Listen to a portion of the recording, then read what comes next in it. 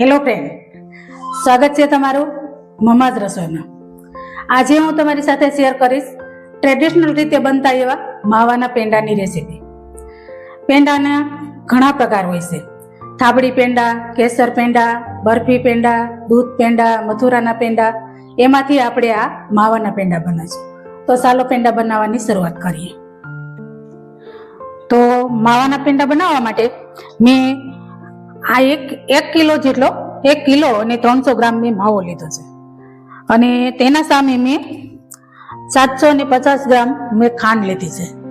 હવે આપણે આ ખાંડને સાસણી લઈશું। તો પહેલા ગેસ ચાલુ કરીશું।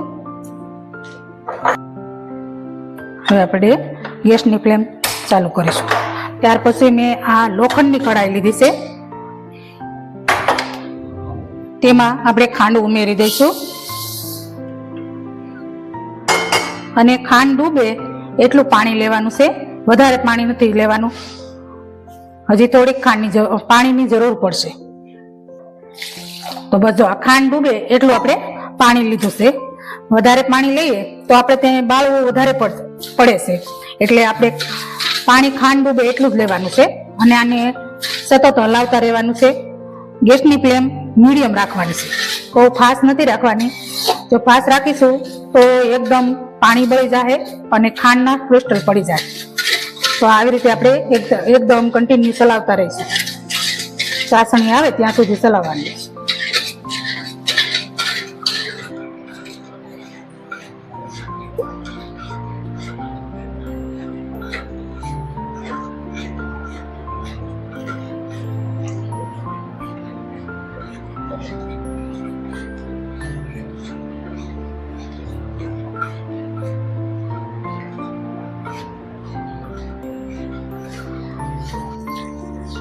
જો હવે આપણે આને કન્ટિન્યુ હલાવતા, જો આટલી ચાસણી આપણી બની છે તો આપણે એને જોઈ લઈએ। જો આ એક તાર બન્યો છે, હજી આપણે એક તાર બન્યો છે, આપણે એને હજી 2 તારની બનાવવાની છે। એક તારની નથી સાહણી જોતી, આપણે 2 તારની જોઈએ છે, એટલે હજી થોડીક વાર આપણે હલાવતા રહેવાનું છે, અને ત્યાર પછી આપણે તેમાં માવો ઉમેરશું। આ રીતે તેને કન્ટિન્યુ હલાવતું રહેવાનું છે, એટલે આપણે ચાસણી બેસી ન જાય એનું ખાસ ધ્યાન રાખવાનું છે। અને જો તમે ફાસ્ટ ફ્લેમમાં તમે ચલાવી શકો તો ભલે, નહીતર એકદમ ધીમું ગેસની ફ્લેમ ધીમી કરી દેવાની છે, એટલે આપણે આજુબાજુ જે ખાંડ હોય ને તે ખાંડ આને પાણીની સાથે આવી જાય અંદર। હજી આપણે આને આ રીતે જોતું રહેવાનું છે, હજી આપણી ચાસણીને થોડીક વાર છે, તો આ રીતે આપણે ચલાવતા જ રહેવાનું છે। હવે આપણી ચાસણીને થોડીક જ વાર છે, આપણે 2 તાર જેવી ચાસણી લેવાની છે, એટલે આપણા પેંડાને પરફેક્ટ બને। જો ચાસણી ઓછી હશે તો પેંડા ચીકણા અને ચીગમ જેવા થાય, અને વધારે પડતી લઈશું તો આપણા પેંડા એકદમ ખડખડિયા થઈ જાય છે। એટલા માટે આપણે એની પરફેક્ટ માપ સાથે ચાસણી લેવાની છે। જો ચાસણી પરફેક્ટ હશે તો પેંડા પરફેક્ટ થશે। તો હજી એને થોડીક વાર છે, આ જે આજુબાજુ છે ને કે ક્રિસ્ટલ થવા માંડી જાય ખાંડના, એવી લેવાની છે। જો આ બધા ફીણ થવા માંડ્યા છે ને પછી ફીણ બેસી જાય ત્યાં સુધી આપણે લેવાની છે। જો હવે આપણે ચાસણી તપાસવા માટે આમાં એક ડ્રોપ લઈ લઈશું, અને એને થોડું ઠંડુ થવા દઈશું, ત્યાં સુધી આપણે ગેસની ફ્લેમ ધીમી રાખશું। ને હવે આપણી ચાસણી આવી ગઈ છે। જો હવે આની તમને બતાવવા માટે આના જો આ 2 તાર બને છે, ઉમેરી દઈએ। હાલો,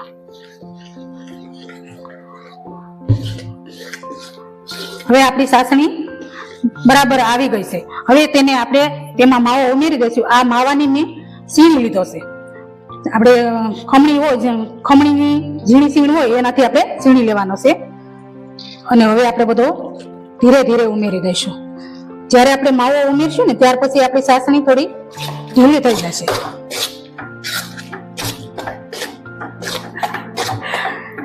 તો જો આ રીતે માવો ઉમેર્યા પછી આપણું બેટર ઘણું ઢીલું થઈ ગયું છે। ચાસણી આપણે ઘણી 2 તાર જેટલી, એટલે ગોળ એટલી લેવાની એવી લીધી છે। ત્યાર પછી આપણે માવો ઉમેરો, તો છતાં આપણો માવો જો તમે જોઈ શકો છો એકદમ પાતળું બેટર થઈ જશે. હવે આને કન્ટિન્યુ આપણે 5 મિનિટ સુધી તો હલાવવું જ પડશે. પેંડા બનાવવા એમ લાગે કે સરળ છે, પણ પેંડામાં સમય વધારે જોઈએ છે. બાકી પેંડા બનાવવા તો સરળ છે. અને એક ધારું હલાવતું રહેવાનું છે. તળિયે બેસી ન જાય તેનો ખ્યાલ રાખવાનો. ગેસની ફ્લેમ ધીમી રાખવાની અને કન્ટિન્યુ હલાવતા રહેવાનું. તો તમે જોઈ શકો છો આપણે પેલા કરતા આપણું બેટર ઘણું ઘટ થઈ ગયું છે. પેલા આપણું બેટર પાતળું હતું ને આ મેં 5 મિનિટ જેટલું હલાવ્યું છે, એટલે આપણું બેટર ઘણું ઘટ થઈ ગયું છે. હવે એને આપણે 5 મિનિટ સુધી હજી હલાવતા રહીશું. ત્યાર પછી આપણે ગેસની ફ્લેમ બંધ કરશું. આમાં મેં 1 કિલો અને 300 ગ્રામ માવામાં મેં 750 ગ્રામ ખાંડ ઉમેરી છે. અને જો તમારા ઘરમાં જેવું સ્વીટ ખવાતું હોય એ પ્રમાણે તમે ખાંડ ઓછા વધુ કરી શકો છો. આપણે દુકાનેથી પેંડા લાવીએ તે વધારે સ્વીટ હોય છે, તો આપણે એટલા બધા સ્વીટ નથી કરવાના. તો આપણા ઘરમાં ખવાતું હોય એ પ્રમાણે આપણે ખાંડ ઉમેરવાની છે. જો તો તમે જોઈ શકો છો આપણું બેટર હવે ઘણું ઘટ થઈ ગયું છે અને તવેથાથી આમનું હલતું પણ નથી એવું થઈ ગયું છે. તો હજી આને હવે 1-2 મિનિટ માટે હલાવશું અને આ સ્ટેજમાંથી આપણે ઇલાયચી નાખી દઈશું. તો આ મેં 1 ચમચી જેટલી ઇલાયચી પાવડર લીધો છે, એને ઉમેરી દઈશું. જો તમારે ઇલાયચી પાવડરની ફ્લેવર ન ગમતી હોય તો તમે સ્કીપ કરી શકો છો. જો હવે આપણે હલાવવામાં પણ તકલીફ પડે છે, એટલું આપણું બેટર ઘાટું થઈ ગયું છે અને તો થોડી વાર હલાવવું પડશે. અને હાથું તો આને હલાવવાની જ ખૂબી છે. આ રીતે હલાવતા રહેવાનું છે. તો જો તમે જોઈ શકો છો મેં આ માવાના બેટરને 20 થી 25 મિનિટ માટે સતત ચલાવ્યું હતું અને ત્યાર પછી મેં આવી રીતે ફરતું પાથરી દીધું છે. હવે તેને આપણે જોઈએ, જો બહુ સરસ થઈ ગયું છે આપણું. અને એને આ રીતે હવે ભેળું કરી લેવાનું છે. ભેળું કર્યા બાદ તેને આપણે જેમ રોટલીનો પીંડો વાળીએ ને એ રીતે વાળવાનો છે. તો હું હાથમાં ઘી લઈ લઈશ. ઘી વાળો હાથ કરી અને એને આપણે આવી રીતે બધું ભેળું કરી દેવાનું છે. જો તમે જો પરફેક્ટ આપણો માવો બનીને તૈયાર છે. અને હું તમને પેલા પેંડો વાળીને પણ બતાવી દઉં. આ રીતે આપણે પેંડા વાળવાના છે. પેંડા વાળી અને તેની ઉપર આપણે જે પણ પેટર્ન પાડવી હોય તે પેટર્ન પાડી શકાય છે. તો જો તમને બતાવું, આ એક પેંડો વાળી અને તમને પેટર્ન બતાવી દો. જો આ રીતે મેં આ પેંડો બનાવ્યો છે. તેની માથે આ રીતનું આપણે કોઈ પણ બુશનું ઢાંકણું હોય, બાટલીનું ગમે તે ઢાંકણું હોય એ લગાવી અને તેની પેટર્ન આવી રીતે પાડી શકાય છે. ત્યાર પછી બીજો પેંડો હું તમને બતાવું. તેની પેટર્ન આ રીતે આપણે પાડશું. આ બીજા પેંડાની પેટર્ન આ રીતે આપણે જે આ બ્લેન્ડર હોય, બ્લેન્ડરની સકરી, તેની આ રીતે આપણે પાડીશું.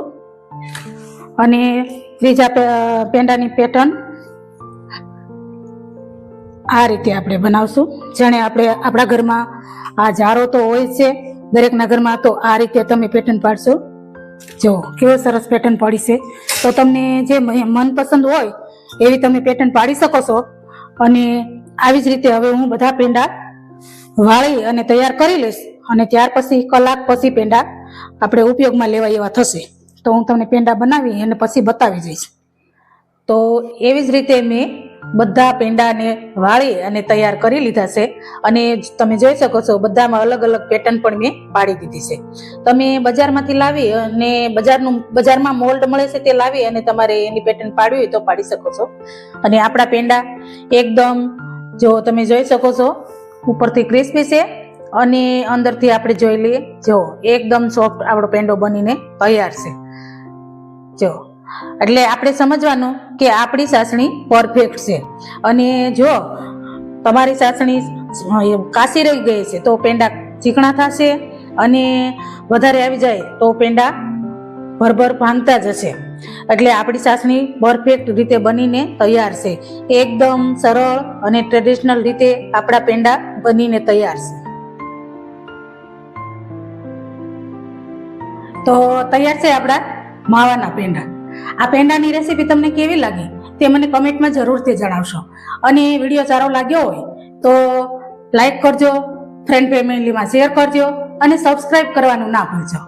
એવી જ રીતે નવી રેસીપી જોવા માટે તમે મારા વિડીયોને બેલ આઇકન બટન દબાવી દેજો, જેથી કરીને મારા દરેક વિડીયોના નોટિફિકેશન તમને જલ્દી મળતા રહે. ફરી મળશું નવી રેસીપી સાથે. Thank you.